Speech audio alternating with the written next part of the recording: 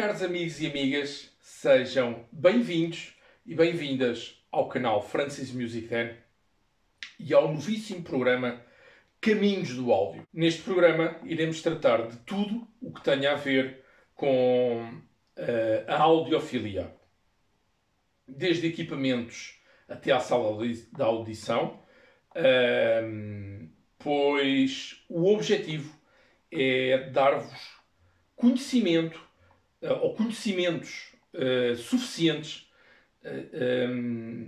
e trunfos a cada um ou uma de vocês, enfim, para que possam encontrar os meios necessários para fazerem a vossa própria jornada e dar-vos, assim, a melhor ajuda possível no sentido de criarem as melhores condições de reprodução também possíveis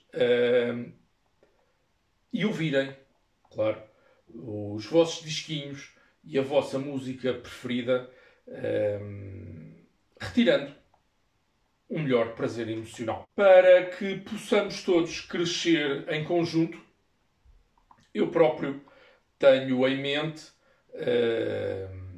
adaptar ou remodelar a sala de estar e de visitas da casa que existe na minha propriedade rural, transformando-a numa sala de audições, de música e também de cinema em casa, dignas ou digna desse nome. Como está tudo ainda em bruto, vocês irão acompanhar esse processo ou jornada desde o ponto de partida, desde o seu ponto de partida, não é? Sendo este um projeto de longo prazo. Irá ser bem interessante e também desafiante. Por isso, espero que possam assistir a cada um dos desenvolvimentos. Ok? Eu optei por dividir a estreia deste programa em várias partes para não tornar tudo muito longo e aborrecido.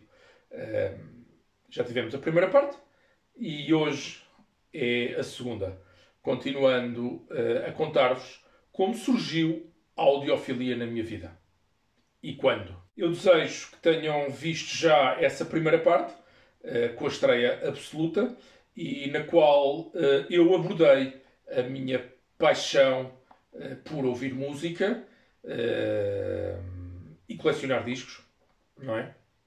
Mas faltando-me os meios necessários para retirar o melhor partido das minhas audições e dos disquinhos que iam entrando na minha coleção.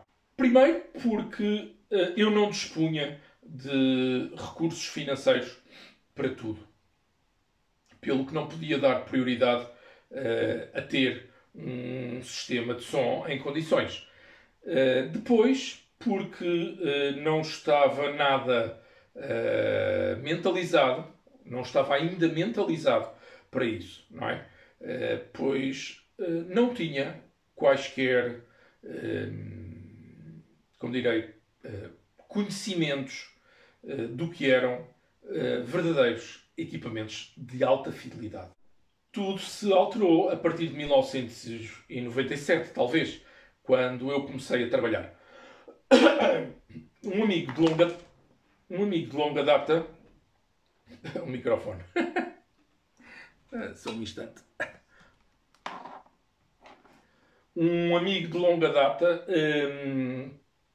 tinha sido, entretanto, contagiado pelo bichinho da fidelidade e reprodução sonora, tendo-me convidado várias vezes a fazer sessões de audição no seu sistema, também da marca Sony, tal como o meu, mas cujos equipamentos eram francamente melhores do que os meus. A diferença essencial estava nas colunas. bem posicionadas no seu espaço de audições e instaladas em suportes dedicados. Ora, isto dava à música uma outra imagem sonora, não é? E ambiência, tornando-a bem mais real e credível e quase corpórea. Bom, para os meus ouvidos ignorantes, naturalmente. No vídeo anterior, eu deixei em aberto uma curiosidade que gostaria agora de vos confidenciar sobre o início da minha jornada audiófila. É que o som que eu tinha aqui em minha casa, aliás, aqui nesta mesma sala, era uma porcaria, comparado com o que eu ouvia no quarto do meu amigo. Sim, o espaço de audições dele era o seu próprio quarto. Apesar de eu conseguir obter estereofonia, não havia nada mais que se aproveitasse. Assim que eu puxava pelo volume de som, começava tudo a ressoar, deixando de ouvir música para estar a ouvir ressonâncias, rebombar, distorção e ruído. E um som muito balofo, não é? Se viram já o vídeo, a primeira parte desta estreia, eu disse-vos que as colunas, caixas de som, do meu sistema Sony, bom, se é que se podia chamar sistema àquele conjunto, não é? Estavam ali atrás, onde havia um canapé. Ali. Dispus as colunas afastadas dos cantos e das paredes para que elas não causassem tantas interferências no som.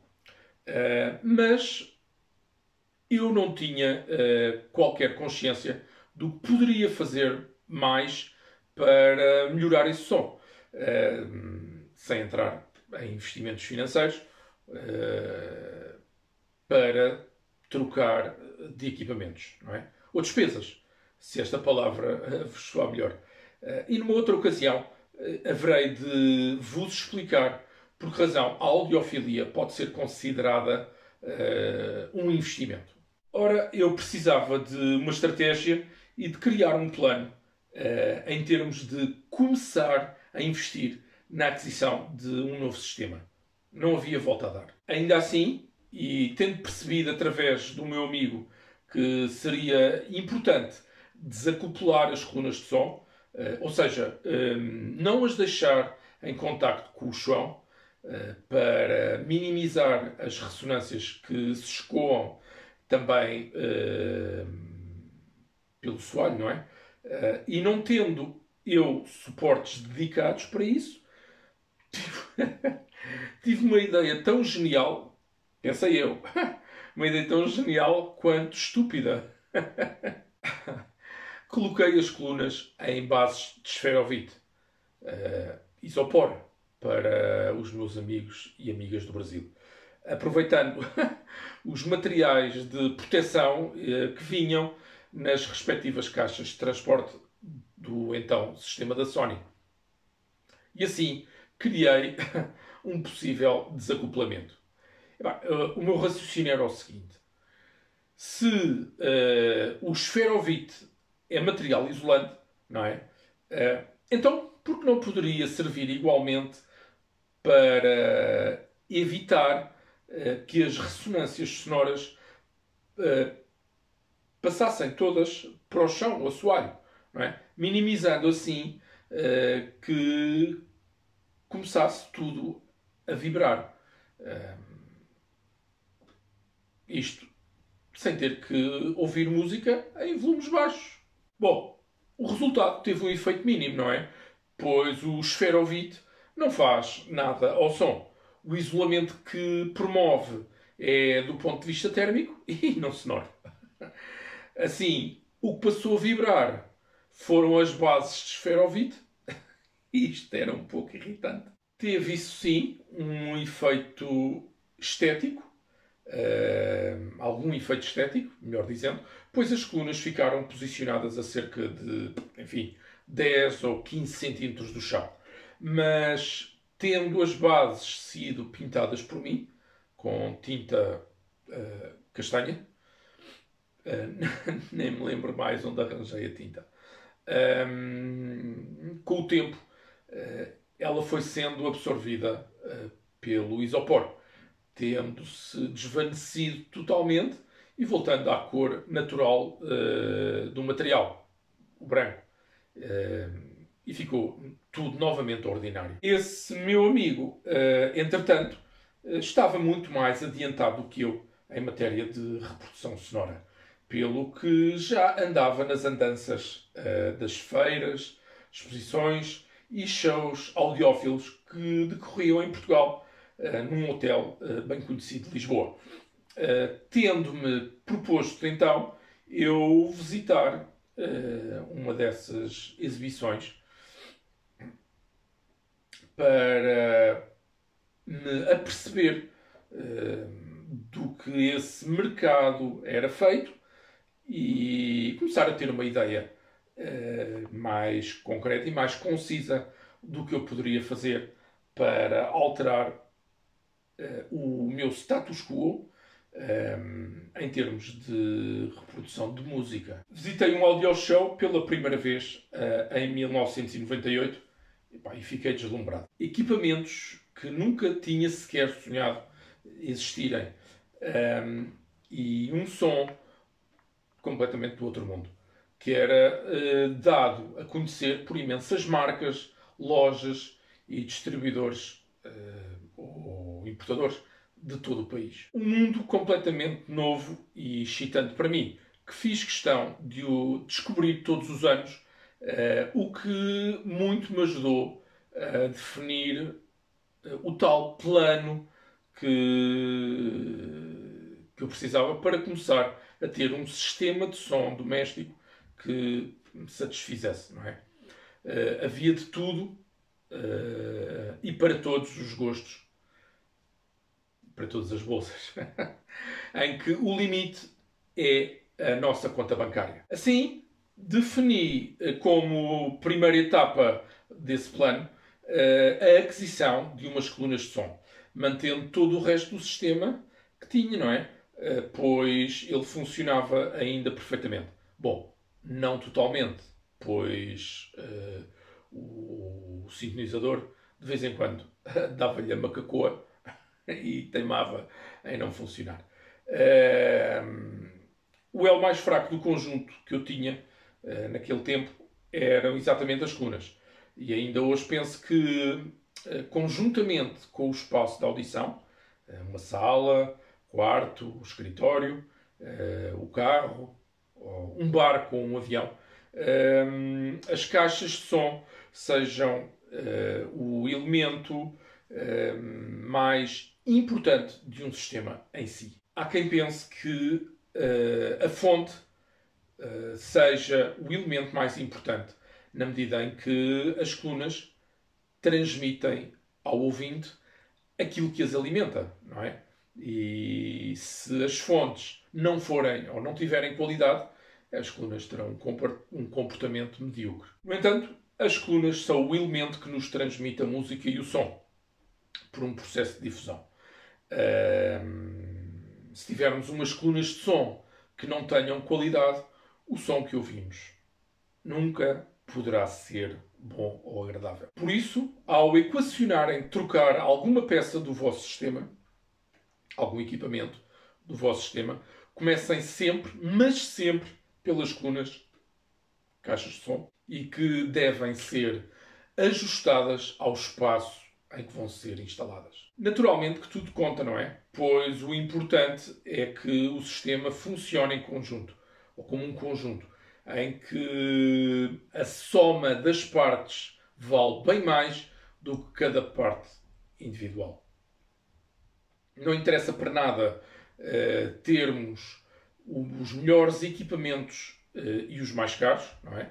se eles não funcionarem bem em conjunto e, sobretudo, no nosso espaço de audições. Mas quando se está no ponto zero, o ground zero, ground floor, e precisamos de começar por algum lado, as colunas são o primeiro equipamento a mexer. Lembro-me de ter ficado maravilhado com 2 sistemas de colunas naquela minha primeira exposição como visitante de um audio show. A Skef Maidstone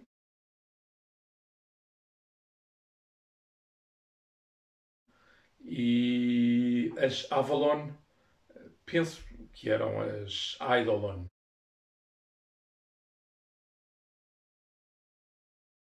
Não vou falar-vos do preço de cada um destes sistemas, mas posso adiantar que não eram, melhor dizendo, nada baratos.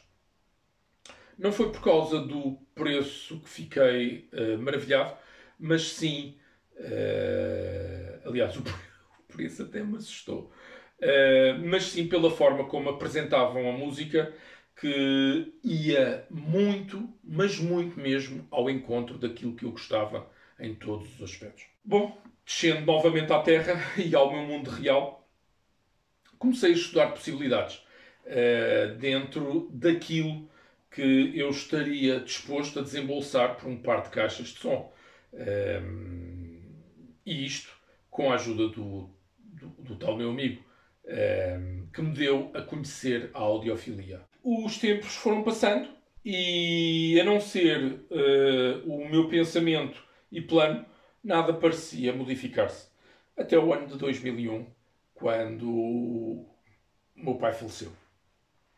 Tendo passado a tomar conta da minha mãe e não tendo outro modo, ou melhor, não tendo outro ponto de interesse que não a música, e com o bichinho da audiofilia já presente no meu cérebro e mente, a vontade de dar o salto e começar a investir num sistema de som que pudesse fazer justiça a esse nome surgiu rapidamente. O referido meu amigo, que se tornou audiófilo antes de mim, apresentou-me a um distribuidor nacional e deu-me a conhecer um dos melhores espaços comerciais para quem quer seguir o caminho da audiofilia.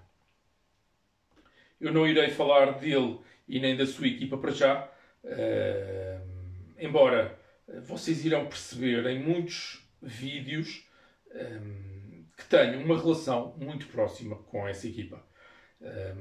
E nutro um carinho muito grande, uma amizade, uma atenção especial e uma estima enorme. O que vos posso dizer é que não fosse o profissionalismo, a ética e o sentido humano desta equipa, eu não estaria aqui hoje a falar disto e a partilhar convosco a minha experiência e conhecimentos que fui adquirindo. Bom, pela mão deste meu amigo, comecei a ouvir sistemas de colunas de várias gamas de preços, tendo optado então por adquirir o modelo Jura, da marca inglesa Riga.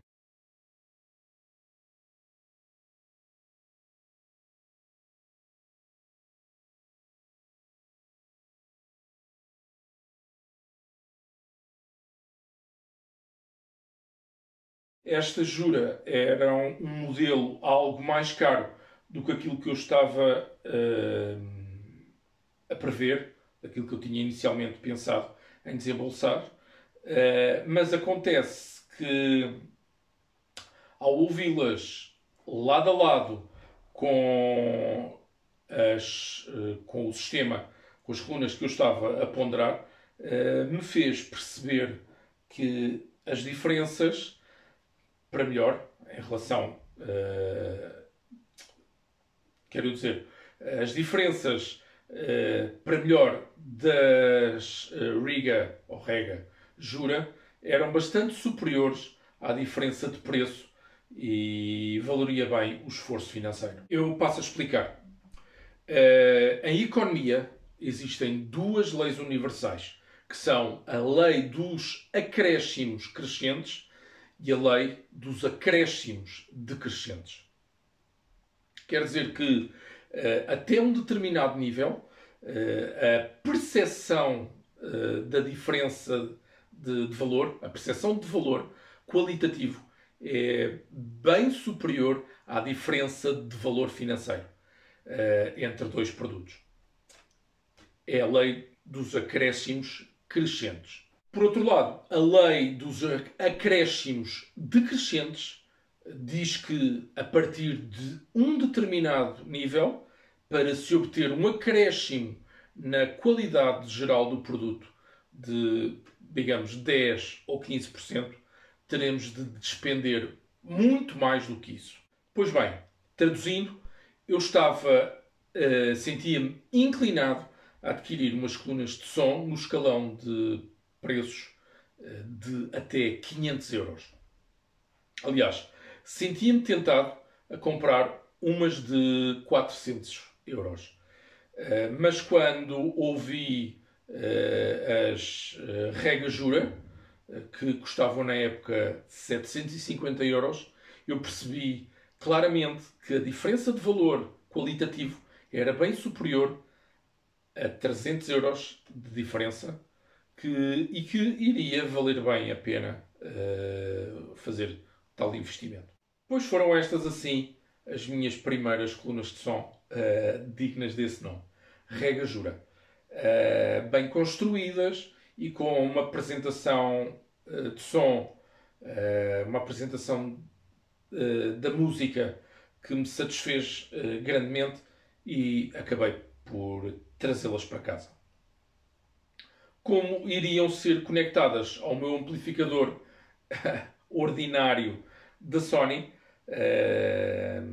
cujos terminais de coluna eram de mola, não havia forma de ter uns cabos terminados do lado do amplificador, apenas nos terminais de coluna. Posto isto, foi-me sugerido pelo distribuidor que o próximo passo fosse a troca do amplificador, deixando tudo o resto como estava e terminasse os cabos de coluna Rega Flatline com umas fichas decentes. E está aqui o meu conselho para hoje. A vossa jornada audiófila deve ser acompanhada por alguém capaz e disposto a percorrer esse caminho com vocês. Lojas e distribuidores ou revendedores de equipamentos existem muitos, mas alguém que preste auxílio e nos dê as recomendações necessárias e esteja disposto a trabalhar na nossa evolução, crescimento e desenvolvimento não abunda. Por isso, a escolha deve ser bem criteriosa. De pouco interessa o que vendem ou revendem, se depois houver falhas no serviço pós-venda, isto é, na relação pessoal. Acreditem que o papel de um consultor é extremamente importante nesta área, ao ajudar-nos a definir objetivos e trabalhar neles connosco. Tudo para que, claro, possamos recriar as melhores condições de audição possíveis, sendo esse o objetivo e interesse máximo da audiofilia. O consultor é mais do que um colaborador. Ele deve ser visto como um amigo com quem contamos para superar e ultrapassar as nossas dificuldades e alcançarmos os nossos objetivos. Alguém que toma as nossas dores e problemas, certo? Foi esta, assim, a mensagem que vos queria passar no episódio de hoje.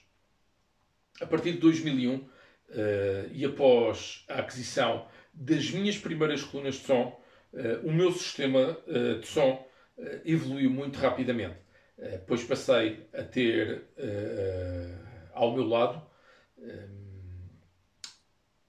uma equipa honesta, séria e de total confiança, que se disponibilizou desde o primeiro instante a ajudar-me a concretizar os meus objetivos.